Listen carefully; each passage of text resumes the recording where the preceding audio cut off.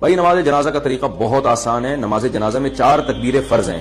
یعنی اگر کسی کو کچھ بھی نہ آتا ہو جنازے میں، امام نے جب اللہ اکبر کہا تو یہ بھی اللہ اکبر کہے، امام نے جب دوسری دفعہ اللہ اکبر کہا تو یہ بھی اللہ اکبر کہے، جب امام نے تیسری دفعہ اللہ اکبر کہا تو یہ تیسری دفعہ کہے، امام جب چوتھی مرتبہ اللہ اکبر کہے تو یہ چوتھی مرتبہ اللہ اکبر کہہ دے، اور امام جب سلام پھیرے تو یہ بھی سلام پھیر دے، تو یہ جنازہ ہو گیا. چاہے کوئی بھی دعا نہ پڑھی جائے، فرض ادا ہو جاتا ہے. البتہ طریقہ یہ نہیں ہے. مسنون طریقے پر جنازہ پڑھنا چاہیے. مسنون طریقہ یہ ہے کہ پہلی تکبیر کے بعد آپ ثنا پڑھیں، یعنی سبحانک اللہم و بحمدک وتبارک اسمک وتعالی جدک ولا الہ غیرک. اس میں بعض لوگ الفاظ بڑھاتے ہیں وجل ثناؤک. تو یہ وجل ثناؤک کے الفاظ پر میں نے بہت ریسرچ کی تھی ایک دفعہ، یہ کہیں بھی کسی بھی مستند روایت سے ثابت نہیں ہے. وہی ثنا پڑھنی چاہیے جو نماز میں پڑھتے ہیں. اس کے بعد درود شریف ہے، وہی درود شریف جو درود ابراہیم دوسری تکبیر کے بعد آپ پڑھ لیں. تیسری تکبیر کے بعد آپ دعا پڑھ لیں. ایک مشہور دعا ہے اللہم اغفر لحینا ومیتنا وشاہدنا وغائبنا، یہ والی مشہور دعا بھی پڑھ سکتے ہیں.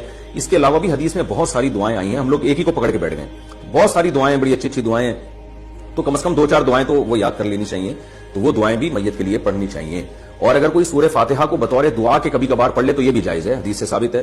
یہی احناف کا اور دوسرے ائمہ کا اختلاف ہے. وہ سورہ فاتحہ کو نماز جنازہ میں لازم سمجھتے ہیں اور بطور قرات کے سمجھتے ہیں، جبکہ نماز جنازہ تو ایک محض دعا ہے. اس کا وہ ارکان نہیں ہے جو نماز میں جس طرح سے دوسرے ارکان ہوتے ہیں، رکوع سجدہ، یہ چیزیں نہیں ہیں. تو اس طرح اس میں سورہ فاتحہ بطور دعا کے پڑھی جا سکتی ہے، بطور تلاوت کے، بطور قرات کے نہیں پڑھی جا سکتی.